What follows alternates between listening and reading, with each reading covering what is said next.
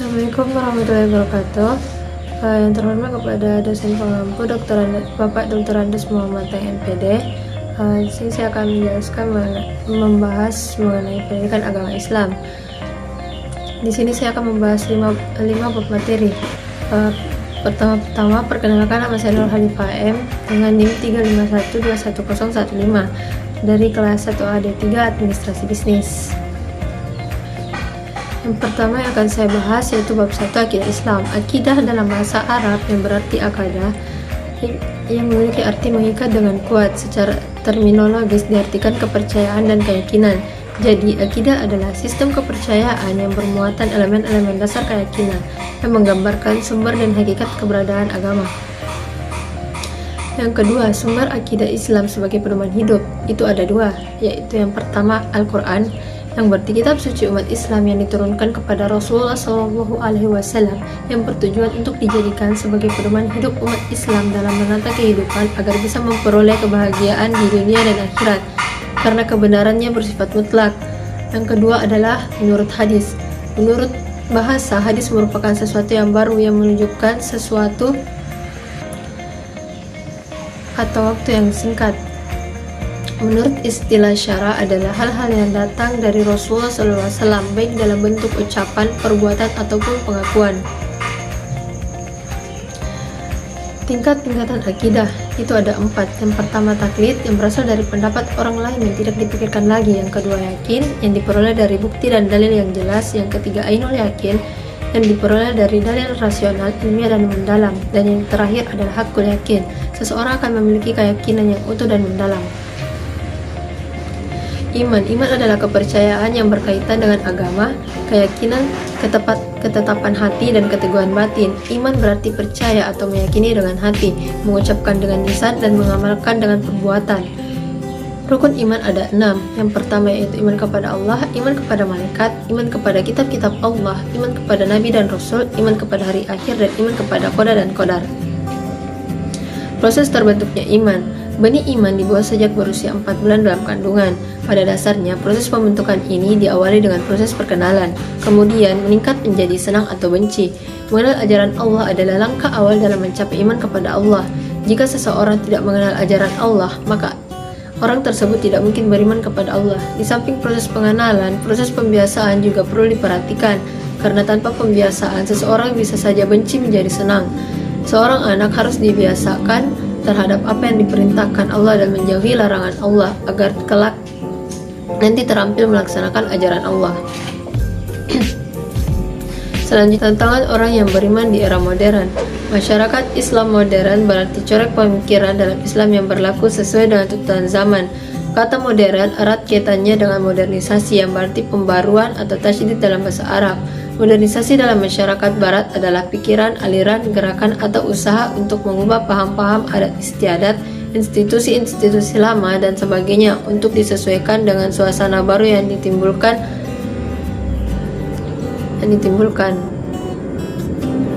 Ciri-ciri orang beriman yaitu berakhlak baik, tawakal, senantiasa bersyukur, sabar, membayar zakat, membaca ayat suci Al-Quran, dan menjadikan Rasulullah sebagai teladan.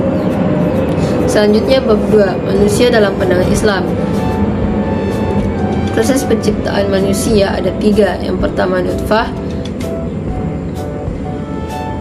yaitu manusia diciptakan dari intisari tanah yang dijadikan air mani dan tersimpan dalam tempat yang kokoh atau rahim. Yang kedua adalah alaqah, nutfah dijadikan darah beku yang menggantung dalam rahim. Dan yang terakhir mudghah, darah beku kemudian dijadikannya segumpal daging dan kemudian dibalut dengan tulang belulang, lalu kepadanya ditiupkan ruh. Manusia dan struktur dimensinya, yaitu ada 7 dimensi. Yang pertama yaitu dimensi fisik, dimensi akal, dimensi iman, dimensi akhlak, dimensi kejiwaan, dimensi keindahan, dan dimensi sosial kemasyarakatan. Primordial dan prometean. Primordial adalah manusia yang sifat-sifat sesuai dengan kebiasaan, kebudayaan di mana dia hidup, atau karakter yang dibawa sejak lahir. Dan prometean adalah manusia yang kreatif dan inovatif. Manusia secara bahasa berarti insan, sedangkan menurut istilah berasal dari Adam dan Hawa. Manusia merupakan makhluk Allah Subhanahu wa taala dalam sebaik-baik bentuk. Selain itu, manusia juga dibekali ilmu dan akal serta keilmuan. Dengan demikian, dia punya kapasitas sebagai khalifah Allah di muka bumi. Tugas manusia di bumi yang pertama yaitu Abdullah atau hamba Allah, yaitu manusia yang harus tunduk dan taat terhadap segala aturan dan kehendaknya serta mengabdi hanya kepadanya. Yang kedua yaitu sebagai khalifah di muka bumi, yaitu meliputi pelaksanaan tugas kekhalifahan terhadap diri sendiri, dalam keluarga atau rumah tangga, dalam masyarakat, dan tugas kekhalifahan terhadap alam. Bab 3. Hukum Islam. Hukum Islam adalah sistem kaidah-kaidah yang didasarkan pada wahyu Allah SWT dan sunnah Rasul mengenai tingkah laku mukallaf atau orang yang sudah dibebani kewajiban yang diakui dan diyakini yang mengikat bagi pemeluknya. Ruang lingkup hukum Islam ada dua, yaitu ibadah, yaitu hubungan antar manusia dengan Tuhannya, dan yang kedua yaitu muamalah terkait dengan manusia dengan sesamanya. Sedangkan dalam arti luas, yaitu ada hukum perdata dan hukum publik. Hukum perdata seperti pernikahan, yaitu 5 jenis hukum menikah bagi laki-laki, diantaranya adalah wajib, sunnah, haram, makruh, dan mubah. Kemudian yang menjadi wali untuk perempuan, yaitu ayah, saudara laki-laki ayah, dan kakek. Jika tidak ada di antara yang saya sebutkan tadi, bisa diwakili oleh wali hakim. Kemudian perempuan yang haram untuk dinikahi, yaitu perempuan yang masih dalam yang hamil, yang status perceraiannya mungkin belum terselesaikan, seperti itu. Kemudian hukum publik dalam Islam, yaitu hukuman potong tangan bagi pencuri, sedangkan dalam negara itu sanksinya berupa penjara yang disertai juga denda. Aktualisasi hukum Islam di Indonesia. Aktualisasi hukum Islam di Indonesia dapat dilihat dari dua bentuk, yaitu aktualisasi hukum Islam secara normatif, yakni hukum Islam yang dilaksanakan berdasarkan kesadaran umat Islam sendiri, dan aktualisasi hukum Islam secara yuridis formal, yakni melalui proses legislasi sehingga sifatnya mengikat umat Islam. Peluang aktualisasi hukum Islam di Indonesia dapat dikaji berdasarkan beberapa pendekatan, yaitu faktor sejarah hukum Islam di Indonesia, penduduk, yuridis, konstitusional, politik, dan faktor ilmiah. Tantangan aktualisasi hukum Islam di Indonesia terdiri dari beberapa penghambat, yaitu tantangan struktural, tantangan substansial, dan tantangan kultural. Fungsi hukum Islam dalam kehidupan. Fungsi ibadah, yaitu aturan Tuhan yang harus dipatuhi umat manusia, dan kepatuhan merupakan ibadah yang sekaligus juga merupakan indikasi keamanan seseorang. Fungsi amar ma'ruf nahi mungkar sebagai perintah yang ditujukan kepada semua manusia untuk mengajak atau menganjurkan perilaku kebaikan dan mencegah perilaku buruk. Fungsi zawajir, yaitu sebagai sarana pemaksa yang melindungi masyarakat dari segala bentuk ancaman serta perbuatan yang membahayakan. Dan yang terakhir, fungsi tanzim wa islah al-ummah, yaitu sarana untuk mengatur sebaik mungkin dan memperlancar proses interaksi sosial sehingga terwujudnya masyarakat harmonis, aman, dan sejahtera. Konsep hak asasi dalam Islam yaitu hak hidup, hak kebebasan beragama, hak bekerja dan mendapatkan upah, hak persamaan dan keadilan, hak kebebasan berpendapat, hak atas jaminan sosial, dan hak atas harta benda. Bab 4. Akhlak dalam Islam. Secara bahasa, akhlak berarti budi pekerti, tingkah laku atau tabiat, sedangkan secara etimologis, akhlak adalah keadaan jiwa seseorang yang mendorongnya untuk melakukan perbuatan tanpa terlebih dahulu melalui pikiran dan pertimbangan. Landasan hukum tentang akhlak Al-Quran dan hendak dalam surah Al-Imran ayat 104 yang berbunyi, dan hendaklah ada di antara kamu segolongan umat yang menyeru kepada kebajikan, menyuruh kepada yang ma'ruf, dan mencegah dari yang mungkar. Mereka lah orang-orang yang beruntung.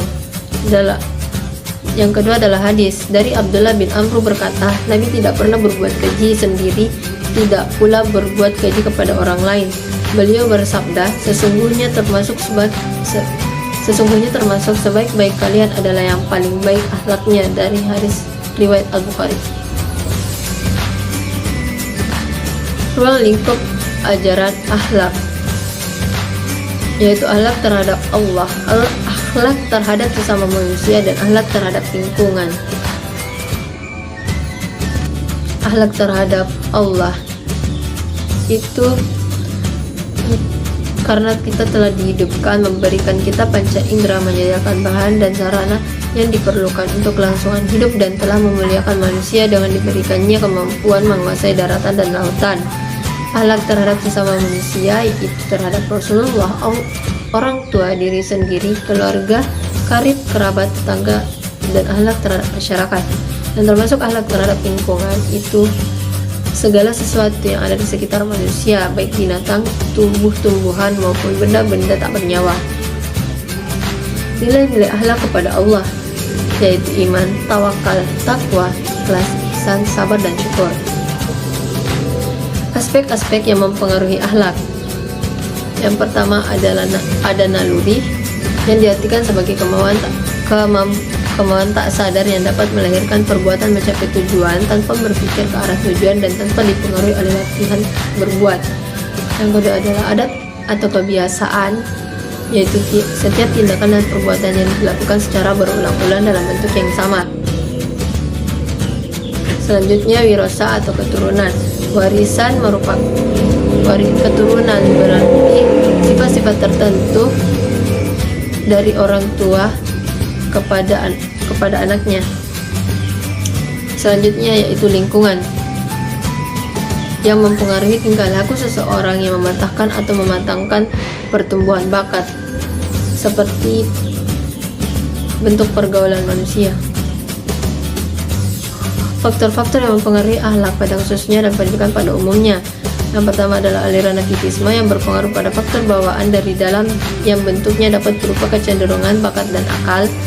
Kemudian aliran empirisme berpengaruh pada faktor pembentukan diri dari luar, yaitu lingkungan sosial, termasuk pembinaan dan pendidikan yang diberikan oleh dunia pendidikan dan penjajahan. Selanjutnya aliran konvergensi berpengaruh pada faktor pembentukan akhlak, yakni faktor internal atau bawaan dan faktor dari luar atau lingkungan sosial. Selanjutnya iptek dan seni dalam Islam. Iptek dalam pandangan Islam. Dalam pandangan Islam, iptek merupakan suatu hal yang tidak bisa ditinggalkan oleh seseorang karena sangat pentingnya iptek, maka hal tersebut sering disebut dalam Al-Quran. Dalam arti Islam sangat menganjurkan pengembangan iptek. Dengan adanya teknologi, manusia dapat mengembangkan sumber daya alam yang di sekitarnya untuk memenuhi kebutuhan hidupnya. Integrasi ilmu, iman, dan amal. Dalam pandangan Islam, antara iman atau takwa di satu sisi dengan ilmu pengetahuan, teknologi, dan seni di sisi lain, haruslah terjadi hubungan yang harmonis dan tidak boleh dipisah-pisahkan. Selanjutnya, pencarian dan pengembangan iptek selepas dari keimanan dan ketakwaan tidak akan bernilai ibadah, serta tidak akan menghasilkan kemaslahatan bagi umat manusia dan lingkungannya, bahkan bisa menjadi malapetaka. Dengan pemahaman atas iptek, kesadaran atas kemahaesaan Allah semakin mempertebal iman sehingga menuntut ilmu menjadi kewajiban bagi manusia. Dengan menuntut ilmu, manusia dapat memanfaatkan semua anugerah, fasilitas, akal, dan alam semesta. Tanggung jawab ilmuwan terhadap alam ada 3. Yang pertama, ilmuwan dianggap memiliki tanggung jawab yang lebih besar dalam pemanfaatan dan pelestarian lingkungan dibanding orang-orang awam. Kedua, ilmuwan harus mendorong pengembangan iptek ke arah kemaslahatan umat dan mencegah terjadinya kerusakan yang sia-sia, karena kerusakan alam dan lingkungan itu lebih banyak disebabkan oleh ulah manusia. Selanjutnya yang ketiga, ilmuwan harus selalu menyadari bahwa dirinya adalah hamba dan khalifah Allah yang akan dimintai pertanggungjawaban atas keilmuannya. Kemajuan iptek sebagai tantangan umat Islam. Kemajuan ilmu pengetahuan dan teknologi telah membawa perubahan bagi masyarakat, baik di dalam cara berpikir, sikap, maupun tingkah laku. Dari satu sisi, kemajuan ilmu pengetahuan dan teknologi telah membuat manusia lebih sempurna dalam menguasai, mengolah, dan melestarikan alam untuk kepentingan dan kesejahteraan hidup manusia. Namun di sisi lain, kemajuan ilmu pengetahuan dan teknologi telah merusak dan meracuni sisi mental dan moral generasi muda yang begitu mudah mengakses pornografi dan pornoaksi. Sekian dari saya. Assalamualaikum warahmatullahi wabarakatuh.